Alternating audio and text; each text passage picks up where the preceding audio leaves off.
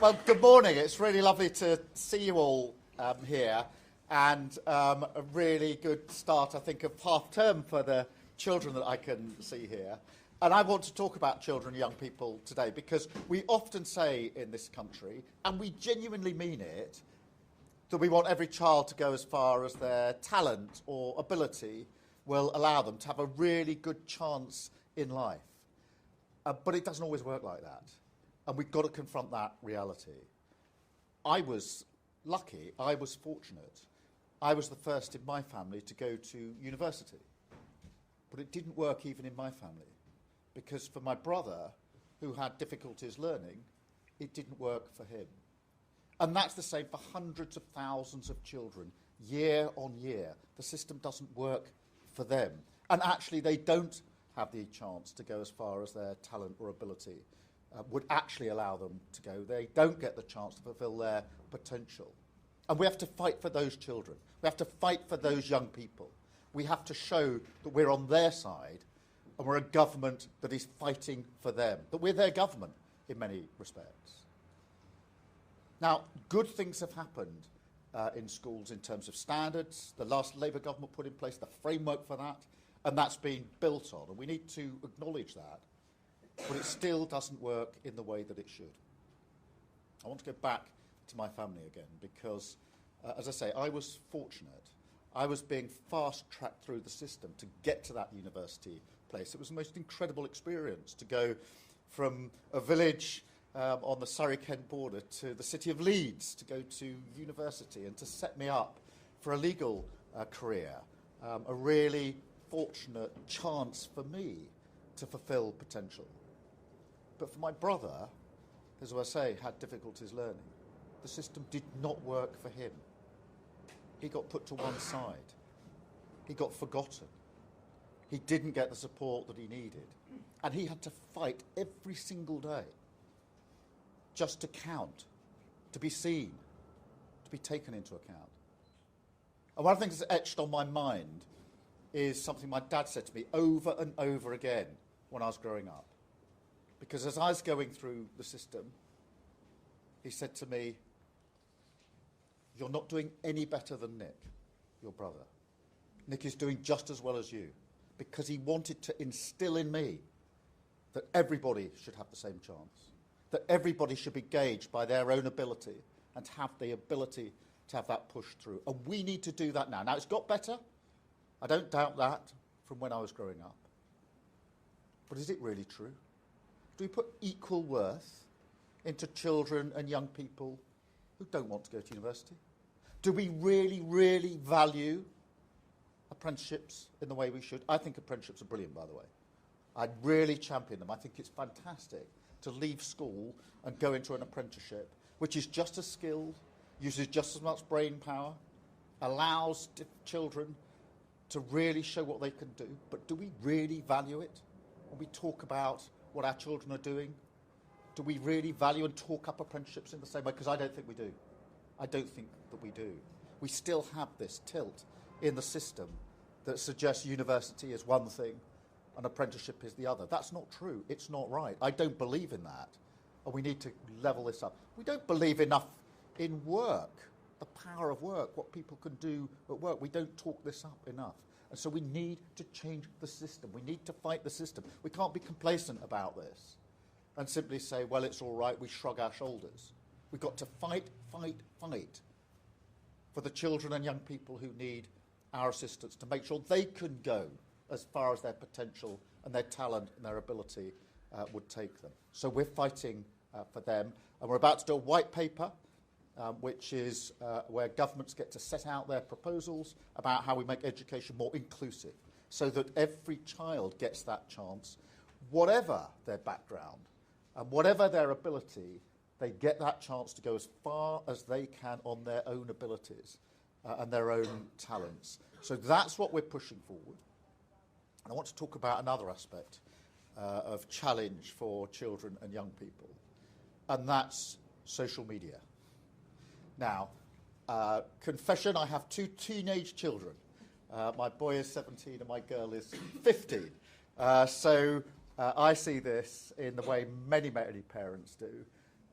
with a real sense of concern about the time that's spent on social media, the content that's available on social media, the addictive nature of a lot of what's happening on social media, the way it draws children in and takes away other aspects of their growing up because it's all online, it's all on their phones or their screens in front of them. I don't think there's a parent in the country who isn't worried about this, by the way. I really don't. Everybody's worried. And they feel, how am I supposed to police this on my own as a parent? And it's very, very difficult. And we as a government need to be up there alongside parents, providing leadership and support for them when it comes to social media. And we will. Now, we've already announced that we're going to do a consultation on banning social media for under 16s. And that will start very soon. But I'm really clear the status quo, things as they are now, is not good enough. Nobody can make the argument that things can be left as they are. They can't, they're not protective of children, and we intend to act. But what we're doing now is taking the powers available to make sure at the end of that consultation we can move really fast. Because what can happen with governments, you saw it with the last government, we had an Online Safety Act, which is good because it restricts what's available online. The trouble is it took 8 years from the original idea to get to an outcome. We can't have 8 years when it comes to social media and whether we ban it or massive restrictions in place. So we've taken the powers now, we're taking the powers to make sure we can act within months, not years. We also need to act very quickly, not just on the age concern, but on the devices and applications that mean the sort of auto-scrolling, the constant gluing to the machine, that you can never stop scrolling and it just encourages you, or that one thing follows from another. We have to break that habit to stop the addictive nature. We also need to do with AI bots. This is something relatively new, and we saw with Grok. Did you see the thing with Grok just the other week? An AI bot that allowed you to instruct it to undress people. And it did. It was disgusting. Absolutely disgusting. And we went into battle on that because I thought this is not good enough. We went into battle, we made the necessary steps, we threatened action, and we won that battle in relation to Grok, but we've got to do it with all AI bots, and we will do it. And we can do that by amending some of the legislation that we've already got in place. So that is where we're going with this. That is what we need to do. The status quo is not good enough. We need to protect our children, and this government is making protecting our children a number one priority. So whatever is necessary in relation to social media, we will take those steps because it's been talked about for a long time. As I say, there's not a single parent in the country who isn't really worried about this, and many more besides. But we can't just wait and take years and years and years. We need to act very quickly, and that's what we're intending to do. So I wanted to share that with you. We're going to now take some questions from some of you. Then I'm going to take some questions from the media, and then we're going to have a cup of tea, which will be very nice. So anybody got a question? Just, yes, madam. Hello, my name's Ali. I'm with the NSPCC and the Voice of Online Youth. The NSPCC do a lot of work around harm reduction and harm prevention. We are just wanting some clarification on the government's plans for that in regards to online safety. Yeah, I think there's two elements of that. We've got the Online Safety Act. That is a good thing. It took 8 years to get there, but it is a good thing. We need to make sure that's used properly and to full effect, because there's more we can do with it, and we need to amend it in certain places, because one of the difficulties here is that the technology moves on so quickly that the legislation struggles to keep up, which is why for AI bots, for example, and chat bots, we need to take the necessary measures. So that's the one route. The other is, what more do we need to do? This is where we're looking at access for under 16s. Should it be banned altogether? Should it be much stricter content control? And what goes with that, by the way, is how do we make sure children don't operate to get around the rules? Because I think it's hardwired into the job description of children, isn't it? That if there's a limit on when you can do something, the first question would be, how do I get around that? And there are VPNs which can be really effective in relation to that. So all these measures need to be taken. What would you say, Madam? I think the policy ideas around preserving a child's social media after their death, to see in relation to how social media access for them may have affected that, sounds really strong, and that's great for harm prevention after the fact. But here at the NSPCC, we really want to focus on harm prevention before something so tragic like that would happen. Completely, completely. And that's where we need to be in the preventative space rather than the after event. And we're sort of in the after event space at the moment far too often. Anybody else with a question? Yes, sir. Hi, my name is Saurabh, and my question is, as someone who uses social media responsibly, how would this affect us? I think, look, social media, of course, can be used responsibly, and there's a lot on social media which is really good in terms of what people can access to expand their horizons. The question is, one, at what age should that be available? Two, what's the content control? Because at the moment you can access the good stuff and you can access the not so good stuff, the pure, the harmful stuff. The Online Safety Act helps with that. I think even in relation to the good stuff, to be honest, some of the addictive features on social media that mean you never stop scrolling, or once you've watched one thing, another thing comes up and you're on your screen the whole time. We need to look at that. Because even if it's good stuff, the question is how do we get people off it and not simply on their screen the whole time? And it's not just the addiction to the screen and what's that doing to minds and ability to communicate with other people and concentration generally. It's also at the expense of the other thing that children might be doing, playing with each other, being outside, doing the things that you might expect children to be doing. So nobody is saying there's no good in social media at all. Absolutely not. We use it as a government. And it's used in education, and that's understood. The question is, how do we stop this obsessive behaviour, and what are the limits of at what age you can access things? Other questions, please. Maybe this side. Yes, a young person. This is good. We're saying what should happen. This is the most nervous question I've got now. Good morning, Prime Minister. I'm George. I'm 17. I wanted to ask about the representation of the people bill, which is being put before Parliament, and how giving 16 and 17-year-olds the vote risks being incompatible with a social media ban under 16, because the majority of young people get their news from social media, from their TikTok feed. So I wanted to ask, what provisions will the government put in place for citizenship education in schools, for example? Well, a lot bound up in that. Firstly, I'm a big advocate of votes at 16 and 17. At 16 and 17, you are old enough and mature enough to make a decision about a government that ought to be and will be a government for you. So it's really important that we have those votes. We do need to make sure the citizenship is part of what we look at. We've broadened the curriculum in schools because I think children and young people ought to learn about citizenship and how we operate as a society more generally. It's very important skills that they need for life. I'm acutely aware of your point about news because in politics there's always been a heavy sort of focus on newspapers, but frankly I don't think many people young people certainly, ever read newspapers anymore. Or even sit down as a family and watch the 6 or 10 o'clock news. It's much more likely to be through social media. And really goes with the point this gentleman made. We must make sure that we're not cutting off sensible and good access for young people. Where do you get your news from? Well, I'm kind of the anomaly, so I actually watch the news at 10 on You BBC. do watch the news, This is good. I know. This is good. But the majority of my friends, I'd say, probably get it off TikTok. Yeah. Other questions? Yes, madam. And then we'll come to you.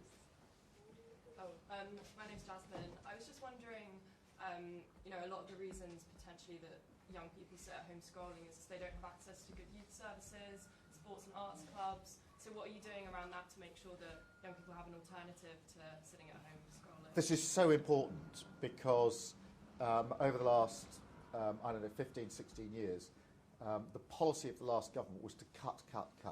And they cut youth services and youth support massively, to the point where in some places it's almost non-existent, apart from where people are doing it on a voluntary basis. We need to turn that back around. And we've just published our youth strategy, which absolutely makes it clear that those services, that support needs to be there in every single place. And it may be sport, it may be clubs, it may be the ability to play music and do things together in a way that isn't available at the moment. Hugely important. So we need to put that back in. The youth strategy was fantastically done because Lisa Nandy, the Secretary of State, did it. And she got a group of young people that she formed into a council to devise the youth strategy, because she was really conscious that the last thing any young person needs is a politician much older than them deciding what they want. And so we brought them in. So the strategy actually has the fingerprints of young people. And they were the ones that said they want more services, they want more clubs, they want more that they can access. So they've actually got other things to do with their lives, or rather than get stuck looking only at social media. And that is really important in all backgrounds. Thank you. I've got a young person here. Yeah, hi, my name's Cosma. I'm from FlipGen. And I was wondering how the government's going to make sure that youth voice is properly included in the consultation, so that, as you said, any decisions made really meet young people where they are and address the harms they face. Yeah, we must have young people involved in the consultation, just as we had them involved in the youth strategy, because you will have strong views, and it's your future that we are talking about, and therefore this will be fully accessible. It will be a 3-month consultation. It'll start fairly soon, and we'll make sure that all voices are taken into account. That's the right thing to do. And there are mixed views. Some people very strongly say there should be a complete ban on under-16s. Other people, I think the NSPCC, say not so fast. You might drive children to other places. That won't be so good. We do need to take that into account. But what we can't do is take sort of months and months and months for a consultation, then years and years and years, so that you'll all be well past 16 by the time we actually come to a conclusion. If we're going to take action, and we must, then we need to be in a position to do it quickly, not slowly. And as I say, the Online Safety Act was passed or brought into being by the last government. It is a big improvement, to be fair. It is a big improvement. But honestly, 8 years from the idea that you need to protect against harm online to actually bringing in a provision.